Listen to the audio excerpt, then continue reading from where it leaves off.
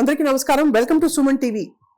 ఒకప్పుడు government job వచ్చిందంటే వెనక్కి తిరిగి చూసుకోవాల్సిన అవసరమే లేదు. ఎందుకంటే గవర్నమెంట్ జాబ్లో కొంత జీతాలు మోడరేట్గా అనిపించినా లాంగ్ టర్మ్లో ఆ బెనిఫిట్స్ కానీ ఆ సెక్యూరిటీ కానీ అన్మ్యాచ్డ్.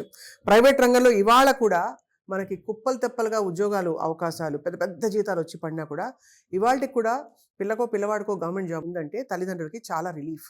సో ఇవాళ మనం ఈ గవర్నమెంట్ కాంపిటేటివ్ ఎగ్జామ్స్ ఎలా క్రాక్ చేయాలి, వాటిలో ఇప్పుడు పెరిగిపోయిన పోటీలో ఎలా ప్రిపేర్ అవ్వాలి, ఆ మైండ్ సెట్ని ఎలా డెవలప్ చేసుకోవాలని మాట్లాడదాం. మనతో పాటు ప్రస్తుతం శ్రీధర్ సిసి వ్యవస్థాపకులు సుధీర్ చక్రవర్తి గారు ఉన్నారు. ఆల్రెడీ సుపరిచితులు, సుమన్ టీవీలో చాలా గైడెన్స్ ఇస్తూ వచ్చారు.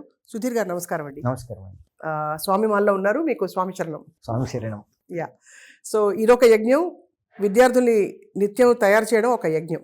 కరెక్ట్. సో టెల్లర్స్ అండి, అసలు ఫస్ట్ కాంపిటేటివ్ ఎగ్జామ్స్ అంటే గవర్నమెంట్ కాంపిటేటివ్ ఎగ్జామ్స్ ఏమేమి ఉంటాయి మనకి? మేడం, గవర్నమెంట్ సెక్టర్లో జనరల్ టెండెన్సీ మన తెలుగు వాళ్ళలో స్పెషల్లీ ఏంటి అని అంటే, గవర్నమెంట్ ఉద్యోగము అని అంటే group 1, group 2, group 3, group 4, SI constable లేకపోతే పంచాయతీ సెక్రటరీ, స్టేట్ గవర్నమెంట్ ఇచ్చేటటువంటి నోటిఫికేషన్సే గవర్నమెంట్ జాబ్లు అని అనుకుంటారు. ఇది మాకున్న ఎక్స్పీరియన్స్ ప్రకారము స్టాటిస్టిక్స్ తీసుకుంటే 15% మాత్రమే, 15. మిగిలిన 85% సెంట్రల్ గవర్నమెంట్ జాబ్స్ ఉన్నాయి. At the same time public sector jobs కూడా ఉన్నాయి. రైట్. సెంట్రల్ గవర్నమెంట్ జాబ్స్లో staff selection commission, income tax enforcement bureau, తర్వాత సిబిఐ, సిబిఎన్, స్టాటిస్టికల్ ఆఫీసర్, ఇట్లా ఇవన్నీ కూడా కలిపి స్టాఫ్ సెలక్షన్ కమిషన్ వాళ్ళు నిర్వహిస్తారు. దీనిలోనే మన ఫారిన్ మినిస్ట్రీస్ కానివ్వండి, అన్నీ మన సెంట్రల్ గవర్నమెంట్ డిపార్ట్మెంట్స్ ఏవైతే మినిస్ట్రీస్ ఉన్నాయో రైట్, వాళ్ళు అన్నీ కూడా బీసీడీ గ్రూప్ పోస్టులన్నీ కూడా స్టాఫ్ సెలక్షన్ కమిషన్ వాళ్ళు రిక్రూట్ చేస్తారు. దీంతో పాటు రైల్వే రిక్రూట్మెంట్ ఉంది. అవును. At the same time public sector jobs ఉన్నాయి, లైక్ బ్యాంకింగ్ ఇండస్ట్రీ జాబ్స్, అవును, ఇన్సూరెన్స్ కంపెనీస్ కానివ్వండి, వైజాగ్ స్టీల్ ప్లాంట్, మనకి సింగరేణి తెలంగాణలో. ఇలా ఈ public sector jobs central government రెండు కలిపితే 85% ఉంటాయండి. తెలుగు స్టేట్స్ నుంచి స్టేట్ గవర్నమెంట్ ఇచ్చేవి 15%, మొత్తం కలిపితే 100%. రైట్. సో మరి ఈ జాబ్ నోటిఫికేషన్స్ అన్నీ మీరు ట్రాక్ చేస్తారా? మీరే ట్రాక్ చేసి మీ ఇన్స్టిట్యూట్లో ఈ కోచింగ్ పెడతారా ఆ జాబ్స్ని క్రాక్ చేసే ఎగ్జామ్స్ని? కోచింగ్ వరకు వచ్చేసేటప్పటికి మేము 3 మాడ్యూల్స్ చేస్తామండి. ఏ ఎగ్జామ్ అయినా సరే గ్రాడ్యుయేషన్ తర్వాత మీరు హయ్యర్ స్టడీస్కి వెళ్ళాలి అనన్నా, జాబ్కి వెళ్ళాలి అనన్నా 3 సబ్జెక్టులు కంపల్సరీ. ఈ 3 లేకుండా ఎగ్జామ్ అనేది జరగదు. Right. After graduation correct. Reasoning, quantitative aptitude, English, ఈ 3 కంపల్సరీ. ఇవి ఎవరైనా సరే నేర్చుకోవాల్సిందే.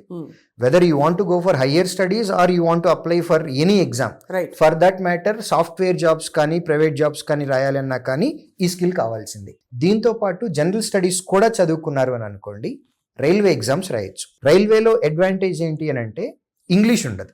ఓకే. రూరల్ బ్యాక్గ్రౌండ్ నుంచి వచ్చాము, మేము తెలుగు మీడియం నుంచి వచ్చాము అని అనుకునేటటువంటి ఆస్పిరెంట్స్ ఎవరైతే ఉంటారో వారికి రైల్వే అనేది ఒక బిగ్గెస్ట్ అడ్వాంటేజ్. సైకలాజికల్గా కానివ్వండి, టెక్నికల్గా, సైంటిఫిక్గా ఏదైనా సరే. GS, English, reasoning and arithmetic, pure maths, వీటన్నిటికీ కలిపితే స్టాఫ్ సెలక్షన్ కమిషన్ ఈ ఎగ్జామ్స్ రాయొచ్చు. బ్యాంకింగ్, ఇన్సూరెన్స్ వీటిలో అనుకోండి జిఎస్ ఉండదండి. మనం మాట్లాడుకున్నటువంటి 3 సబ్జెక్టులు ఉంటాయి.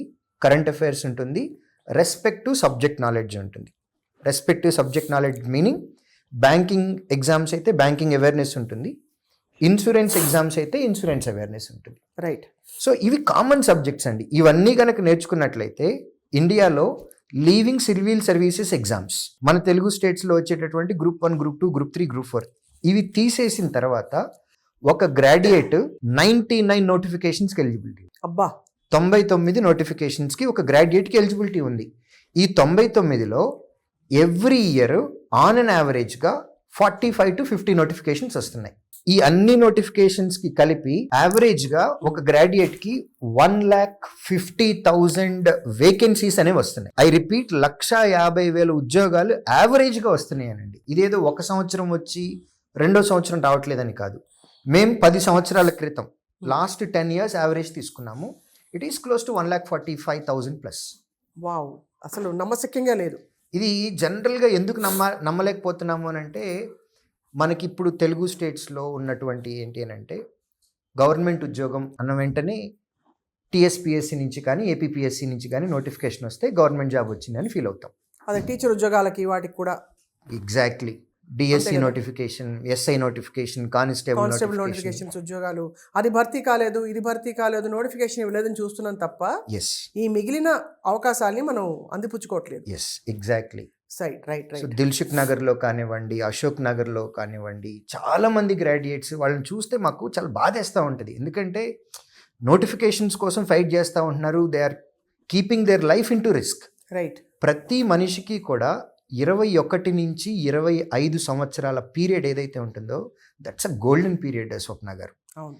ఎందుకంటే ఆ టైంలోనే మీ 25 ఇయర్స్ నుంచి మీ రిటైర్మెంట్ వరకు మీరు ఎలా గడపబోతున్నారు అనేది డిసైడ్ చేసే పీరియడ్ ఆ 4 ఇయర్స్. అవును. ఆ 25 దాటిన దగ్గర నుంచి మనకి బోలెడన్ని ప్రెజర్స్ వస్తూ ఉంటాయి. ఫ్యామిలీ తాలూకు ప్రెజర్స్, రెస్పాన్సిబిలిటీస్, రిలేటివ్స్ నుంచి వాళ్ళ తాలూకు అవమానాలు, లేకపోతే క్వశ్చన్స్. ఎప్పుడు కనపడినా ఎలా ఉన్నావని కూడా అడగరు. ఏం చేస్తున్నావు, అదే ఉద్యోగం ఎప్పుడు వస్తుంది, ఈ థమ్స్అప్ సింబలే వస్తుంది. అవును. సో ఫ్రెండ్స్ తాలూకు వాళ్ళ సైడ్ నుంచి వచ్చేటటువంటి, మన ఫ్రెండ్ ఒకళ్ళు సెటిల్ అయి ఉంటారు, మనకేం ఉద్యోగం లేదు, ఇన్ఫీరియారిటీ కాంప్లెక్స్, లో ఫీలింగ్స్, ఇవన్నీ 25 దగ్గర నుంచి ఇంక్రీజ్ అవుతూ ఉంటాయి.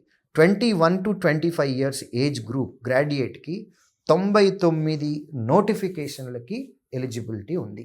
స్వప్న గారు, ఒక మనిషికి ఏం కావాలి మీరు చెప్పండి? మనిషికి కావాల్సింది మంచి ఉద్యోగం, డబ్బులు, సెటిల్మెంట్. ఎగ్జాక్ట్లీ, డబ్బు. మనిషికి కావాల్సింది డబ్బు. మీరైనా నేనైనా ఎవరికైనా కావాల్సింది డబ్బు. అది ధర్మంగా సంపాదించాలి. మనం సంపాదించేటటువంటిది కానివ్వండి, లేదా మనం చేసేటటువంటి పని మనకి, మన కుటుంబానికి, సొసైటీలో గౌరవాన్ని తెచ్చిపెట్టేదై ఉండాలి. మనం రిటైర్ అయ్యేంత వరకు మన ప్లేస్ సేఫ్గా ఉండాలి. ఇటువంటి జాబ్ కావాలి. అవును. జాబ్ ఇస్తాను, జీతం ఇవ్వను అని అంటే ఒప్పుకుంటారండి ఎవరు? అస్సలు ఒప్పుకోరు. డబ్బులే కదా, అల్టిమేట్లీ డబ్బులు రావాలి చేతికి. End of the month we need money. అంతే. మనకి డబ్బు కావాలి. అవును. ఆ డబ్బు స్టేట్ గవర్నమెంట్ ఉద్యోగంలో అయినా వస్తుంది, సెంట్రల్ గవర్నమెంట్ ఉద్యోగం అయినా వస్తుంది, పబ్లిక్ సెక్టర్ అయినా వస్తుంది.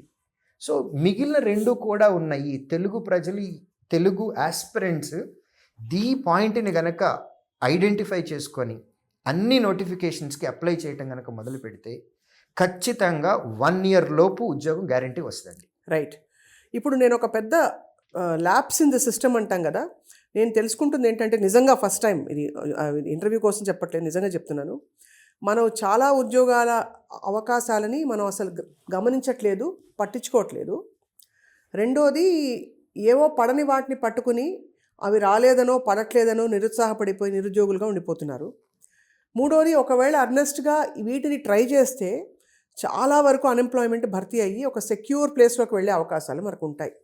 దానికి మార్గం ఏంటంటే, అఫ్కోర్స్ మీరు చూపిస్తారు మార్గం. మీ మెథడాలజీ ఎలా ఉంటుందండి? మా methodology first of all time waste కానివ్వకుండా చూస్తాం స్వప్న గారు. మనకి తెలుసు సబ్జెక్ట్ ఈజ్ సేమ్. మీరు సివిల్ సర్వీసెస్ ఎగ్జామ్లో ప్యాటర్న్లో కూడా CSAT అనే ఒక పేపర్ ఉంటుందండి, సివిల్ సర్వీస్ ఆప్టిట్యూడ్ టెస్ట్. అందులో అర్థమెటిక్ ఉంటుంది, బ్యాంక్ ఎగ్జామ్స్లో ఉంటాయి, స్టాఫ్ సెలక్షన్ కమిషన్, ప్రతి ఎగ్జామ్లో ఉంటుంది. లాస్ట్కి 10th క్లాస్ ఎలిజిబిలిటీ ఉన్నటువంటి MTS, మల్టీ టాస్కింగ్ స్టాఫ్, ఈ ఎగ్జామ్లో కూడా అర్థమెటిక్కే ఉంటుంది. అన్నిటిలోనూ ఒకటే సబ్జెక్ట్, కానీ అడిగే విధానం డిఫరెంట్గా ఉంటుంది. అవునవును. స్టాండర్డ్ డిఫరెంట్గా ఉంటుంది. సో మేమేం చేస్తాము అని అంటే, మా మెథడాలజీలో first irrespective whether he is a Telugu medium student or English medium student, maths background student or non maths, doesn't matter for us. We will start from the basics నుంచి. ఫస్ట్ మా టార్గెట్ ప్రిలిమినరీ ఎగ్జామ్, లేదా Tier 1 exam, లేదా CBT 1 exam. పేర్లు రకరకాలుగా ఉంటాయండి. మనం ఉద్యోగం తెచ్చుకునే ఈ పరీక్ష ప్రాసెస్లో ఫస్ట్ ఫేజ్ అన్నమాట. దీనికి కావాల్సిన కంటెంట్ని ఫస్ట్ క్లియర్ చేస్తాం. ఇది ఇచ్చిన తర్వాత ప్రతిరోజు స్టూడెంట్కి వారు ఏ ఎగ్జామ్ అయితే రాయబోతున్నారో ఆ ఎగ్జామ్ గతంలో ఎలా అయితే కండక్ట్ చేశారో సేమ్ మెథడాలజీలో, సేమ్ స్ట్రాటజీ, సేమ్ స్టాండర్డ్ తోటి టెర్మినాలజీ కూడా అదే వాడతాం. రైట్. ఇక్కడ మాక్ ఎగ్జామ్స్ పెడతాం. పెట్టి ప్రతి మాక్ ఎగ్జామ్కి ఎక్స్ప్లెనేషన్ ఇస్తాం. క్లాస్ రూమ్ టీచింగ్ వేరు స్వప్న గారు, ఎక్స్ప్లెనేషన్ వేరు. అంతే. క్లాస్ రూమ్లో మేము చేసేది ఏంటి అంటే, యాజ్ ఎ టీచర్గా నా మైండ్లో ఉన్న సబ్జెక్ట్ని నేను స్టూడెంట్కి ట్రాన్స్ఫర్ చేయడానికి ట్రై చేస్తాను. నేను ఒక ఎగ్జాంపుల్ తీసుకుంటాను, లేదంటే ఒక బొమ్మ చూపిస్తాను, ఏదో ఒకటి చేస్తాను. బట్ నా మైండ్లో ఉన్న సబ్జెక్ట్ని స్టూడెంట్కి ట్రాన్స్ఫర్ చేస్తాను. బట్ పేపర్ ఎక్స్ప్లెనేషన్లో నేను సబ్జెక్ట్ ట్రాన్స్ఫర్ అవుతుందా లేదా ఇవన్నీ నేను ఆలోచించను. కరెక్ట్గా 30 seconds to 40 secondsలో ఆన్సర్ వస్తుందా రావట్లేదా, నేను ఇదే మాట్లాడుకుంటాను. సో ఎగ్జామ్లో ఆ క్వశ్చన్ వస్తే ఎలా చేయాలి అనేది మాత్రమే పేపర్ ఎక్స్ప్లెనేషన్లో వాడతాం. ఇది చేయటం వల్ల ఆల్రెడీ బేసిక్ నాలెడ్జ్ ఉంది. ఈ ప్రాసెస్లో ఒక క్వశ్చన్ 4-5 రకాలుగా చేసిన ఆన్సర్ వస్తుంది. That's the beauty of aptitude, quantitative aptitude. వీటిల్లో ఏ క్వశ్చన్కి ఏ మెథడ్ కరెక్ట్ అనేది పేపర్ ఎక్స్ప్లెనేషన్లో తెలుస్తుంది. ఓకే, ఇది చేయటం వల్ల ఎగ్జామ్లో వాళ్ళకి ఏ క్వశ్చన్ వచ్చినా సరే ఇది ఆల్రెడీ మనం రాసింది అనే కాన్ఫిడెన్స్ ఉంటుంది. ఒక్కొక్క క్వశ్చన్ ఆన్సర్ వస్తూ ఉంటే మనకు కూడా యాస్పిరెంట్కి కూడా చాలా ఎగ్జైటింగ్గా ఉంటుంది. నెక్స్ట్ క్వశ్చన్స్కి వెళ్ళటానికి పాజిటివ్ మూడ్ తోటి ముందుకు వెళ్ళిపోతారు. రైట్. ఇది అయిపోయిన వెంటనే దీంతో పాటు ప్యారలల్గా ప్రిలిమ్స్ అయిపోయిన తర్వాత మెయిన్స్ లెవెల్ కోచింగ్ ఇస్తాం. దానికి స్పెషల్గా టార్గెట్ మెయిన్స్ అని ప్రోగ్రామ్ ఉంటుంది. ఆ టార్గెట్ మెయిన్స్ ప్రోగ్రాంలో మెయిన్స్ కంటెంట్ మాత్రమే డిస్కస్ చేస్తాం. అక్కడ బేసిక్స్ ఏమి డిస్కస్ చేస్తాం, హై లెవెల్లో వెళ్ళిపోతాం. ఇది అయిపోయిన తర్వాత ఆఫీసర్ పోస్టులకి ఇంటర్వ్యూస్ ఉంటాయి. ఆ ఇంటర్వ్యూ గైడెన్స్ ఇస్తాము. ఒరిజినల్గా ఫైనల్ మాక్ ఇంటర్వ్యూ ఎలా అయితే జరుగుతుందో, అంటే 5 ఉండి మధ్యలో ఒకళ్ళ ప్యానెల్ మెంబర్ ఉండి కాంబినేషన్ ఉంటుందండి. సేమ్ ఫైనల్ ఇంటర్వ్యూ ఎలా అయితే జరుగుతుందో అలానే మాక్ ఇంటర్వ్యూస్ కూడా ఇక్కడ చేస్తాం. అల్టిమేట్ మా ఎయిమ్ ఏంటి అని అంటే స్టూడెంట్ ప్రిలిమ్స్ రాసినా, మెయిన్స్ రాసినా, ఇంటర్వ్యూకి వెళ్ళినా, ఎక్కడికి వెళ్ళినా చదివిన క్వశ్చన్ ఆల్రెడీ మేము ఇంతకుముందు చదివాము, చాలాసార్లు చదివాము, చాలాసార్లు సాల్వ్ చేశాము అనే విధంగా మేము ఎగ్జామ్లు పెడతాం ఇక్కడ. సో బేసిక్గా నాకు అర్థమైంది, 100 ఎగ్జామ్స్ ఉన్నా కూడా ముడి పదార్థం ఒకటే. ఎస్. సో దానికి ప్రిలిమ్స్ ఉంటుంది, మెయిన్స్ ఉంటుంది, తర్వాత మీకు ఎగ్జామ్ రౌండ్ ఉంటుంది. ఈ 3 గనక వాళ్ళు క్లియర్ చేయగలిగితే ఏ ఎగ్జామ్ అయినా ఏ ఫామ్లో వచ్చినా వాళ్ళు క్లియర్ చేయడానికి సంసిద్ధం అవుతాం. అంతేనా? అంతేనండి. సో అయితే మరి దీనికి ఎవరెవరు ఎలిజిబుల్? అంటే ఈ కోర్సెస్ మీ దగ్గర చేరడానికి 12వ తరగతి పాస్ అయిన వాళ్ళ, 10థ్లోనే పాస్ అయిపోయి వచ్చేయచ్చా మీ దగ్గరికి, లేదు గ్రాడ్యుయేట్స్ని మాత్రమే తీసుకుంటారా? ఇప్పుడు నేను చెప్పినటువంటి 99 ఎగ్జామ్లో గ్రాడ్యుయేషన్ పూర్తి చేసిన వాళ్ళు అన్నిటికీ ఎలిజిబుల్ ఉంటుందండి. అవును. 10+2 ఇంటర్మీడియట్ ఆర్ ఈక్వలెంట్ చదివిన వాళ్ళకి ఒక 15 నోటిఫికేషన్కి ఎలిజిబిలిటీ ఉంటుంది. రైట్. 10th ఎలిజిబిలిటీ ఉన్న వారికి ఒక 4-5 నోటిఫికేషన్లు ఉన్నాయి. సో మేమేంటి చెప్పేది ఏంటంటే వీలున్నంత వరకు చదవండి. చదవాలి, తప్పకుండా చదవాలి. ఉద్యోగం కోసమే కాదు, చదవాలి. సో ఎక్కువ చదివితే ఇన్ఫర్మేషన్ ఎక్కువ ఉంటే బ్రెయిన్ క్యాన్సర్ రావటం అట్లాంటివి ఏమి ఉండవు మనకి. సో వీలైనంత వరకు మనకు ఓపిక ఉన్నంత వరకు ఫైనాన్షియల్గా, మెంటల్గా ఎంత ఓపిక ఉంటే అంతవరకు చదవటం మంచిది. వన్స్ గ్రాడ్యుయేషన్ వచ్చింది అని అంటే మాత్రం they can write 99 exams and subject మీద గ్రిప్ పెట్టుకుంటూ, ఇందాక మీరు అడిగిన క్వశ్చన్లో ముడి పదార్థం ఒకటేనండి, బట్ దాని నుంచి తయారు చేసి అవుట్పుట్ తీసుకొచ్చే డిజైన్ వేరే ఉంటుంది. అవును. ఇందులో కూడా రైల్వే పరీక్షల్లో క్వశ్చన్ అడిగే విధానం ఒకలా ఉంటుంది. కొన్ని ట్రిక్కీగా అడుగుతారు, కొన్ని లాజికల్గా అడుగుతారు, కొన్ని స్ట్రైట్ ఫార్వర్డ్ అడుగుతారు. ఒక్కొక్క ఇండస్ట్రీలో ఒక్కొక్క టైప్ ఆఫ్ క్వశ్చన్స్ ఉంటాయి. టెర్మినాలజీ కూడా ఒక్కొక్కలాగా ఉంటుందండి. భాష అడిగే విధానం కూడా డిఫరెంట్గా ఉంటుంది. మేము ఏ ఎగ్జామ్కి అయితే ప్రిపేర్ అవుతున్నారు పిల్లలు, మేము ఆ ఫార్మాట్ వాడతాం. అది మా దగ్గర స్పెషాలిటీ. రైట్. సో సుమన్ టీవీలోనే గత వారంలో రీసెంట్గా జరిగిన ఒక ఇంటర్వ్యూలో నేను లైవ్లో చూపించానండి. మా వెబ్సైట్ ఓపెన్ చేసి 14 పరీక్షలు ఉన్నాయి ఒకరోజు పెట్టి. బాబా 1 సింగిల్ డే 14 ఎగ్జామ్స్ పెట్టాం. సో అట్లా స్టూడెంట్ ఒకసారి కోచింగ్ తీసుకుంటే మా దగ్గర వారికి జాబ్ వచ్చేంత వరకు మేము సర్వీసెస్ ఇస్తాం. And that's our biggest hit strategy. బాగుంది, చాలా బాగుంది. అంత కాన్ఫిడెన్స్ మీరు ఇస్తున్నారు. 20 ఏళ్ల ప్రయాణంలో వేల మందిని మీరు సెటిల్ చేశారు గవర్నమెంట్ జాబ్స్లో.